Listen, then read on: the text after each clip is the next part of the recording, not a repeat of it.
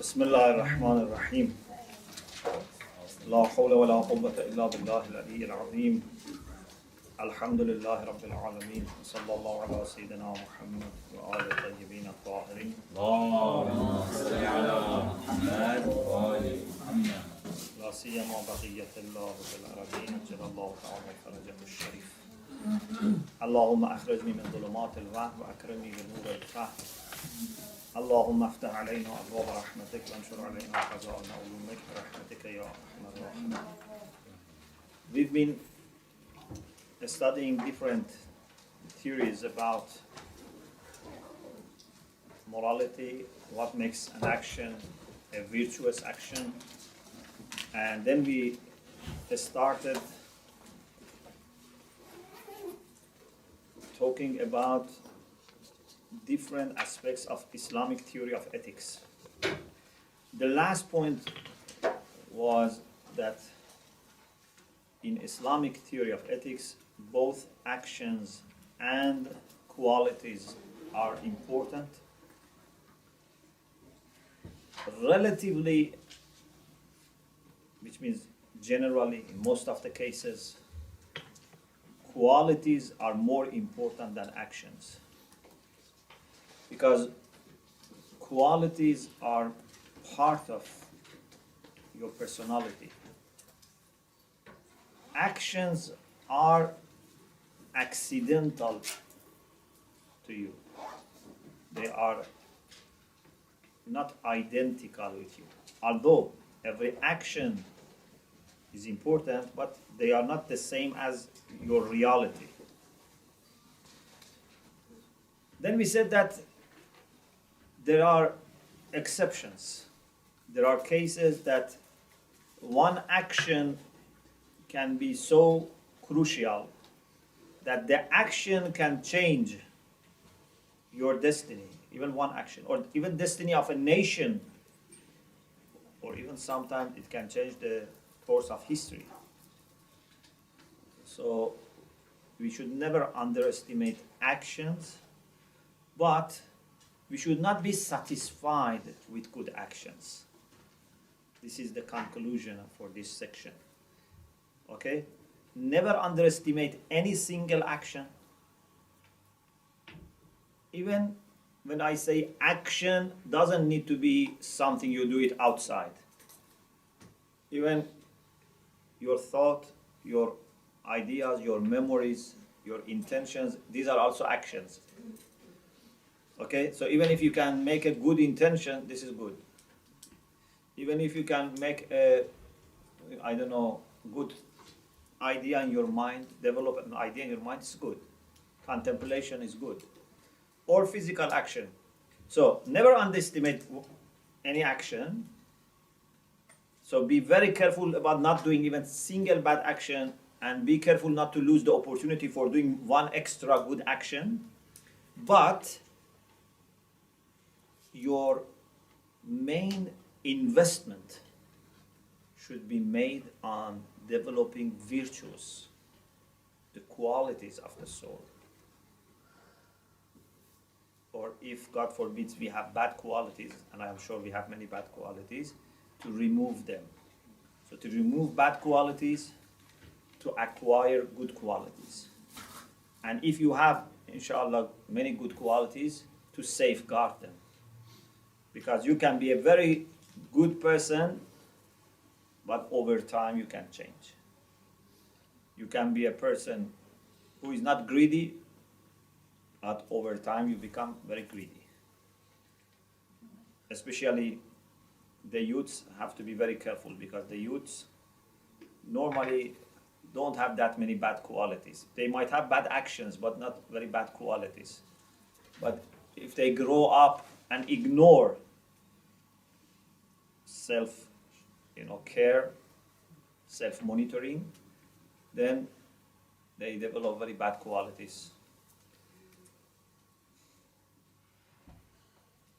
So the main investment, the main concentration should be on qualities, good qualities and bad qualities. I have here a quotation from Allama Sha'rani. We have already quoted him before. In his commentary on Usul al-Kafi, volume 8, page 292, he makes this point. The part before this was mentioned before. He says, إنما يبقى الملكات الحسنة مع النفوس بعد الموت إذا كانت راسخة. And the significance of qualities, he says, those qualities which are established, malaka, they have become part of you. They remain after death. It means they survive death. If they are rasikh, means they are well rooted, they are well established in you. So if you are generous, but this generosity is not well rooted and well established, when you die, it doesn't come with you.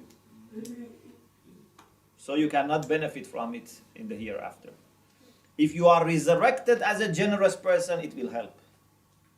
But if your generosity says goodbye to you at the time of death, then you cannot benefit from it.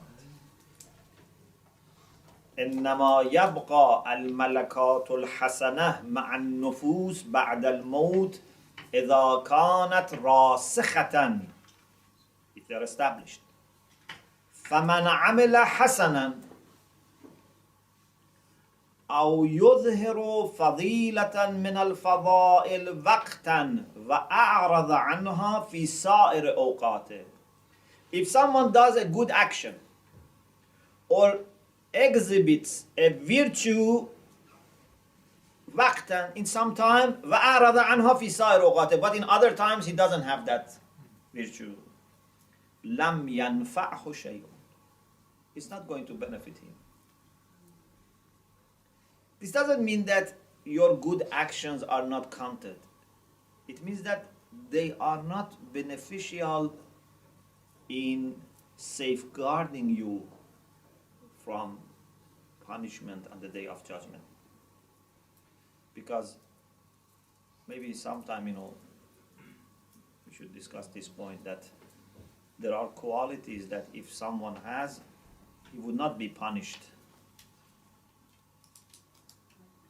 Some qualities are stopping fire touching someone's soul. But we will talk about it maybe sometime. Anyway, so we should try to invest more, focus more on qualities. Another point is, now that for us both actions and both qualities are important, unlike some theories, because some theories give priority only to the qualities and some only to actions. For us, both are important. Now, how can we define Islamically whether a quality is a good quality or bad quality, whether it's virtuous or vicious? What is the criteria? And also about action. What makes an action good? What makes an action bad? Okay? This is a very fundamental question. For qualities,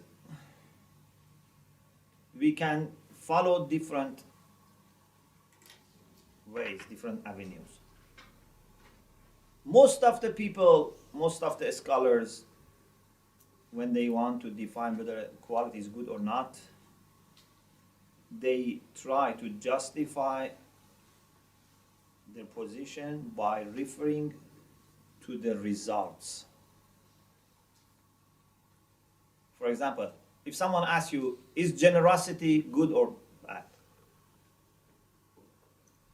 I am sure 60, maybe even 70, 80%, or maybe even more people would say generosity is good, because if you are generous, then in society we will have no poverty, this. So you see, this is only based on the results outside. Most of the people, if they want to argue, greediness good or bad? You say no, greediness is bad. Why? Because of greediness we have war, we have occupation, we have fight, we have conflict, this and that. So again, the justification is through results outside. In other words, if you want to be more precise, it means that they explain whether a quality is virtue or not by referring to the results of the actions which are related to those qualities. Which means if that quality is acted upon, would have these results. You understand? Yes. This is the way most of the people argue. If generosity is acted upon, those actions would bear these, fruits. If greediness is acted upon, if hasad, jealous, is acted upon, would have these bad results. Okay, this is one approach, which is the common approach, and it's good. But this is not the only approach, and this is not perhaps explaining everything. We believe that generosity is good even if it is not acted upon. Yeah? Imagine you are a generous person, but you are at the same time poor. Is it possible or not? Yes. You can be a generous person, but you don't have any money. Yes. Or you have money, but there is no one to whom you can show your generosity. Everyone is richer than you. Okay? Sometimes you may have a quality, but there is no opportunity to show that quality. Sometimes you are very, very brave,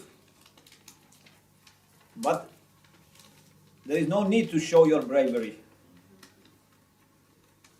And it's very difficult, if you have a good quality, you want to show.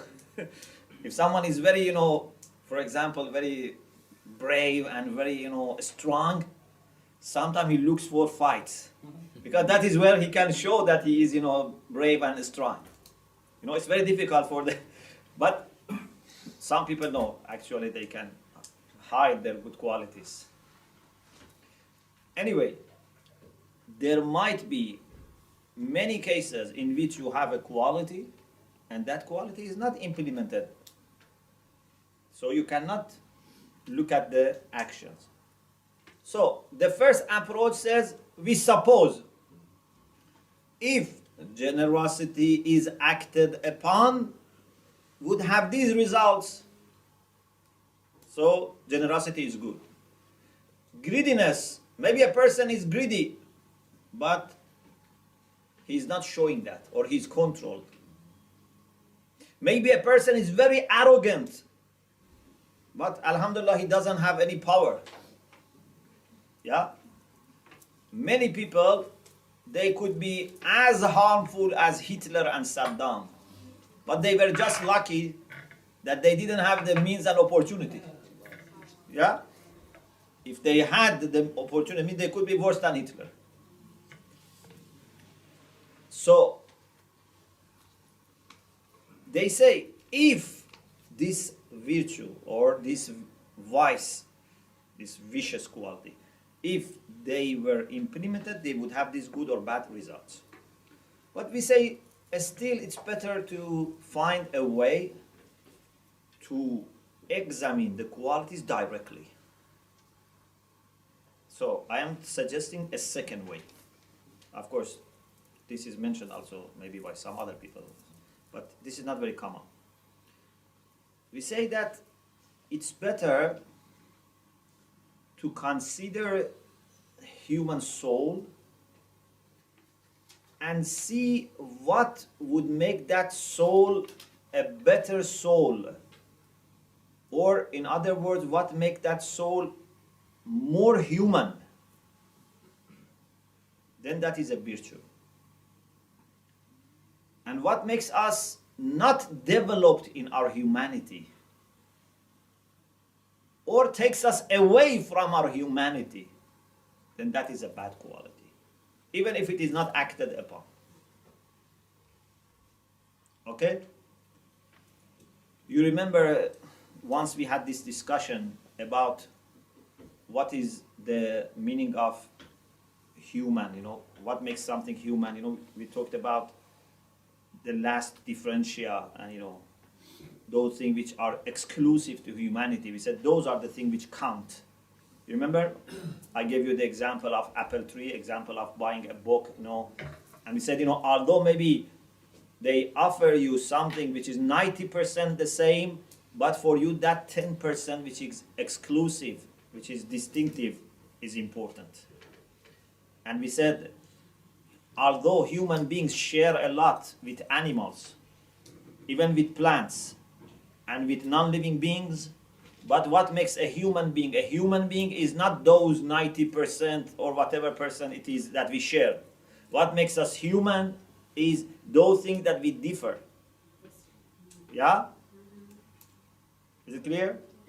So, if we want to have a human life, we should dedicate our life to those desires, those potentials that are available only to human beings. If you want to develop qualities which cannot be found in animals. This is the priority. And if you want to develop a quality which is available in animals, for example, you want to strengthen your muscles, no problem, but do it for the sake of human qualities. Otherwise, as such, they have no value. Why you want to, for example, be a person who can run very fast, like a tiger? This why is very important. For us as a human being, if we dedicate our life to those desires which are only available in human beings, is very rational. I want to learn. Search for knowledge is a human thing. You don't need to justify this by adding another thing. If you can add another human or divine reason, that's very good. For example, you say, I want to learn for the sake of Allah. I want to learn for the sake of helping other people. But even if you don't have anything else, you say, I want to learn for the sake of learning. Still, it's a human approach. Because we have this thirst for knowledge. We have this curiosity. Search for beauty. Search for love, whether it's receiving or showing. These are the things that we discussed. But those things which are common between us and animals, we should spend our energy on them only if it is for the sake of helping us with the first group. Okay? So we eat, we drink, we try to have good shelter, good dress. Why? Not because of themselves. Because we want to do something to develop our humanity. This is a very important discussion, and unfortunately I don't have time to explain further that we have three types of desires, and which types of desires have their own different rulings, but just I think to this extent is enough. So any quality that develops our potentials for becoming a better human being is a good quality, is a virtue. Like generosity, kindness, bravery, wisdom, chastity, all these virtues. Any qualities which would stop us from becoming a complete human being, this would be destructive, this would be vicious. So here, I don't refer to the actions and the results. I am just focusing on the qualities directly. I'm talking on the soul and the qualities of the soul. Many of our books on Akhlaq, like Mi'raj al-Sa'adat, Jami' al-Sa'adat, what they have done is that they have mentioned 3 faculties for human soul. Faculty here means quwwah. There are 3 faculties. Al-quwwah al-shahawiyya, the faculty which is responsible for appetites. This is one runner or one engine for pushing us to do some actions. Some of our actions are done because of shahwa. Shahwa is not only sexual. Shahwa can be for eating, for drinking, appetites, okay? So, this is one faculty. They say, if you manage to strike balance in this faculty, the balance is al-iffa, chastity. Not only for sexual desire, for everything. For anything that you want to do it for the sake of gaining a pleasure, physical pleasure, you should try to be afif, to have chastity. This is the balance. If you do it too much, okay, this is sharah. Sharah means someone who wants to enjoy more than balance. For example, someone enjoys very much eating, always wants to eat. He is not eating in order to gain enough energy. He is eating just in order to gain the pleasure. So even if the food is harmful, it says it's delicious. I cannot stop eating a delicious food, even if it is harmful. And sometimes, they eat and they eat and they eat. Or it can be in drinking, or it can be in, sleeping, or it can be in sexual relation. So if it is done too much, it's a problem. If it is done less than balance, for example, someone doesn't eat except very, very, very little, and then harms his health, or he doesn't have any appetite, or someone who is against marriage, says, I don't want to marry at all. And not only he doesn't want to marry, he doesn't have any desire for the opposite sex. This is not a virtue. A human being should have this desire. Yes, you control your desire, or you satisfy it through a legal, a moral, a religious way. Yeah? So you have iffa. But if someone doesn't feel any attraction to the opposite sex, or doesn't feel anything good in marriage, and says, if I live alone, I am better. Of course, sometimes you say this because of bad experiences. That's another issue. But someone has no feeling at all. For him, a man, if she's a woman, or a woman, if he's a man, is like a stone. This is not a healthy approach. Okay? So the balance is iffa. This is faculty of appetite. Then we have faculty of anger. Al-Quwwatul Ghadabiyya. This is very important faculty because this is the faculty that helps you defending yourself, help you resisting against attacks and threats. The balance for Al-Quwwatul Ghadabiyya, the faculty of anger, is what? Ash-Shaja'a, bravery. Bravery is the balance. Brave is the person that in a very balanced way, in a moderate way, exercises his anger. But sometimes people go to the extreme. Okay? They are always angry. They are always attacking. always soaring at people. Okay? This is not good. This is not shaja'ah if you attack everyone. You shouldn't be like a wolf, like a wild animal.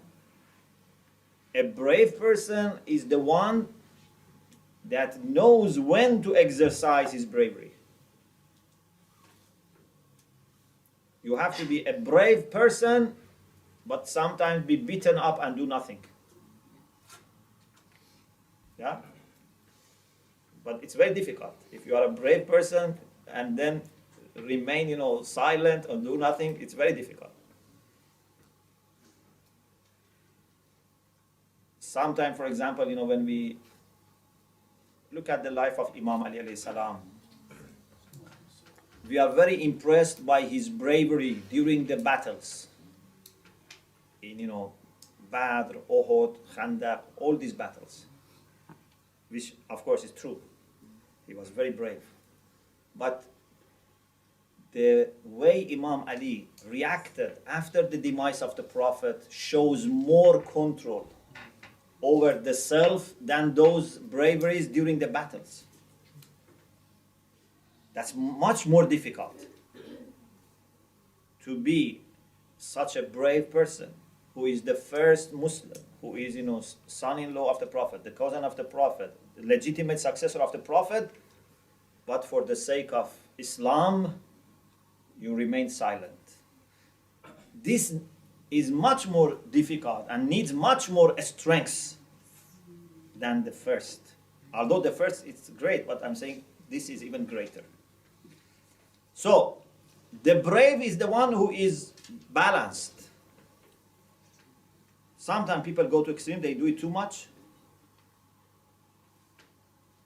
They want to attack everyone, they feel everything is a threat, they want to respond. And sometimes they go to this extreme and nothing makes them angry. Nothing makes them respond. They are very passive. If someone does injustice to them, to their family, to people, still they do nothing. This is also a problem. This is called jobna. This is to be fearful. Yeah? They have, in Farsi we say some people are like potato. Meaning they have no nerve. Yeah? They feel nothing. If potato was feeling these things, would not become sometimes that big. So, of course, for potato to be potato is perfection, but for a human being to like potato is not a perfection. Yeah. We have to remember. Sometimes we say, for example, this human being is like a wolf. Okay, a human being to be wolf is not good, but a wolf to be wolf is perfection. Yeah. So, this is the two sides. Then we have al-quwwatul āghila, the faculty which is responsible for understanding, for rationality. What is the balance? Al-hikmah, wisdom. A wise person is the one who is able to use his reason, his aql properly. There are few signs for the people who use their aql properly. We should discuss it another occasion, but I only mentioned some of the points. What are the signs of a wise person? What are the signs of a person who uses his reason properly, in a balanced way? One sign is he doesn't accept things without reason. If you believe in everything that you are told, you are not using your aql. Allah has not made us just a flash memory that people put in us everything. You should say, this is true, this is false. I only accept those things which have argument behind them, a proof. So, you should not accept everything You should accept the things which have reason. But also, when there is reason, you have to accept. There are people who don't accept even if there is reason. This is also a problem. They have also gone to extreme. Both have problem. Whether those who accept everything easily or those who are never convinced. There are people that can never make up their mind. It's a problem. If you trust everyone that you see, this is a problem. If you cannot trust anyone, this is also a problem. Okay? You have to be able to exercise your rational faculty in the way that sometimes you accept, sometimes you don't accept. So, a wise person accepts with reason, doesn't accept without reason. Also, a wise person rejects with reason and doesn't reject without reason. Some people think that rejection doesn't need reason. Only acceptance needs reason. But both need reason. You know, if, for example, a person comes and asks for money, in order to say that he is a needy person, we need reason. Yeah? I cannot, for example, recommend that person to you unless I have a reason. So, to verify his claim, I need reason. But also to reject his claim, I need a reason. I cannot tell you, don't give him money. There are many people like him. It means that I am rejecting him. I cannot recommend him, but I cannot also reject him. It's very, delicate issue. Many times we reject without having good reason. Someone, comes and I don't like his face. I say he's not a good person. We have to be very careful. For example, when we interview people. Okay? I remember, once we were interviewing someone for our institute in Qom. And most of the people were not happy with him. And I was feeling that, no, he is a good person. But he is better than what he shows. And alhamdulillah, we admitted him and he became very, very, very good, person. But if we were just following the appearance, then we could have said no. We have to be very careful. Of course, we cannot accept people without reason, but also we cannot reject people. It's very difficult to be a judge. Even interviewing is very difficult. Very, very difficult. So, a wise person accepts with reason, doesn't accept without reason, rejects with reason, doesn't reject without reason. A wise person doesn't go just by majority. If 90% of people say something, you should not accept it just because 90% say this. Even if 99% say something, you shouldn't accept just because 99% say something. Yeah? I am not against democracy, but democracy is not a way to find out what is truth. Yeah, democracy is a practical solution when we are stuck in a situation and we don't know what is the truth, and we don't have any legitimate, person to tell us what to do. We don't have a legitimate, guide or leader. Okay, so we are few people like each other. Then it's better to go by majority than fighting. Okay, so democracy is good when we don't have any way to establish what is true or what is right. Sometimes we don't establish what is true, but we can establish what is right. Do you know the difference? For example, if we have a good leader and we listen to our leader, it doesn't mean that whatever he says is true. Maybe he makes mistake. but for us it is right to follow him. Okay? Sometimes it's right to follow something even if you are not sure whether it is true or not, because that is the best decision. So, in the absence of a way to establish what is true or what is right, then we go by majority. Okay? But in your mind, you should not be convinced just because majority say this. You say, okay, I have my opinion, I am not convinced, but I come by majority. But if you think and believe in the way that majority thinks and believes, it means that you have given up your own rationality. Okay, so it's very important. On the other hand, you cannot be going by minority. Unfortunately, there are people that love to be always in minority. There are people who love to be odd. Whenever people say something, they listen. When everyone says, what he believes or thinks, then they want to say something different. A wise person doesn't want to be different.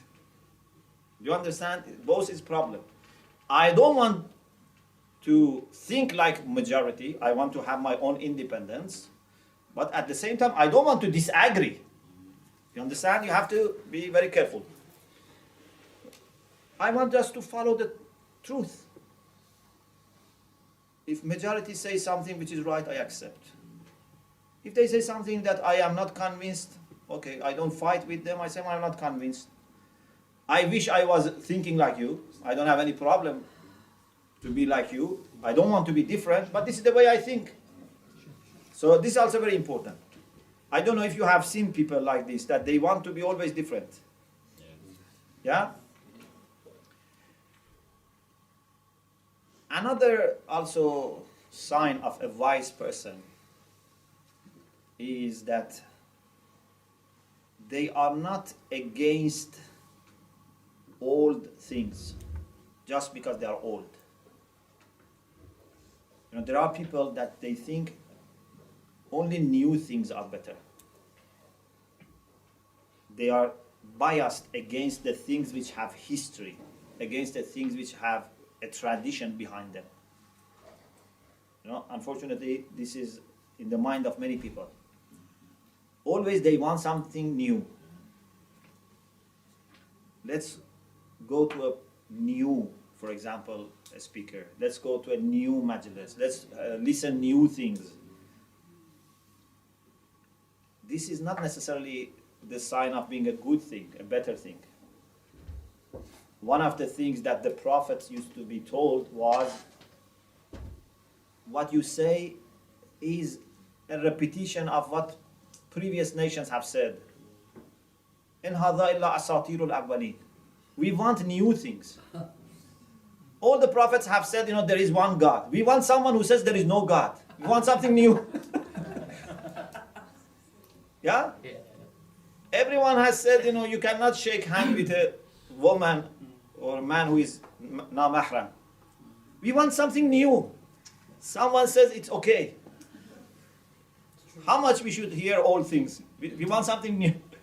This is not rationality. This is not wisdom. Yeah? On the other hand, to be against new things, just because they are new, this is also not good. Yeah? If someone says something, you cannot say, this is new, so I don't like it. To be new by itself doesn't mean that it is bad. To be old also doesn't mean that it is bad. You have to be checking what is the rationale behind it, what is the argument behind it. Maybe sometimes there are new things which are good, sometimes there are old things which are good. A wise person is very careful not to be deceived by this type of superficial things. Many times, to be old means better.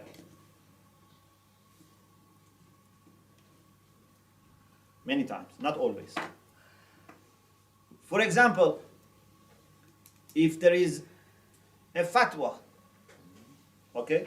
If there is a scholarly opinion, we are not against new fatwas, we are not against new scholarly opinion, but if there is a fatwa or a scholarly opinion which has history, which has been always said, which has been said for centuries, this adds to the value. It's not a proof, and this is why you are not against again fatwa, new fatwa. But to be old, have history, adds to the significance, to the weight. Yeah, if someone is said by people generation after generation, this can add to the value. Sometimes to be old is better. Sometimes to be new can be better. When the old idea was not working, the old idea was not useful, was not based on reason, okay, we go for new thing. Alhamdulillah, in the school of Ahlul Bayt, we have this beautiful dynamism in our thought. We have ijtihad. And our ijtihad is open. If you have very, very great scholar, still his students may have different opinions, different fatwas than their teacher. When Sheikh Ansari was there, neither he asked his students nor his students thought that they should have everything in their mind like him. He was teaching them methodology, but then his students, many of them were mujtahids and they had their own ideas. Maybe the same as him or maybe different. They were independent. And no faqih is bound to follow his predecessors. The faqih who is qualified can have a fatwa which is new. Even today, maybe someone says something which is new. But we are not accepting only because it is new or because it's making life, very convenient for us. It must be based on methodology. We have, alhamdulillah, enough openness. We have enough opportunity for people to exercise, real scholarship. But it has a system. If you do it too much, if you stretch it too much, then the whole frameworks will collapse. There is a way to do it. If you want to do something, you should come and work within the system, within the methodology.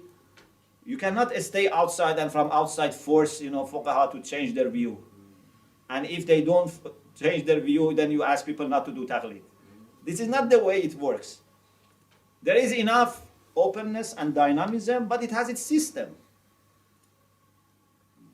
Anyway, the balance for faculty of rationality is hikmah, is wisdom. So, if in these three faculties you have the balance, you have virtues. If you go to extremes, you have vicious qualities. And sometimes some vicious qualities can be a combination of 2 or 3 faculties working together. Sometimes they help each other and all together develop a very good quality, a very bad quality. If in all these 3 qualities, the 3 faculties, you reach the balance, then you have achieved ʿAdālah. ʿAdālah, justice or righteousness. The one that in his rationality, he is balanced. In his anger is balanced, in his appetite is balanced. They call this ʿAdālah. So, al-ādil huwa al-hakim, al-shujā' al-afif. When everything is balanced. Otherwise, there will be more or less problems. So, this was the way that ulama were looking at human virtues, and if you study Jamu Sa'adat, Mi'raj Sa'adat, you see they come up with the list of virtues and vices according to the qualities of soul. So there are two ways. One is to refer to the actions and then say those qualities that are relevant to those actions, they are good or bad, or directly refer to the qualities and decide whether they are good or bad. Inshallah, we will talk more about Islamic theory of ethics, inshallah, in the next session. وآخر دعوانا أن الحمد لله رب العالمين.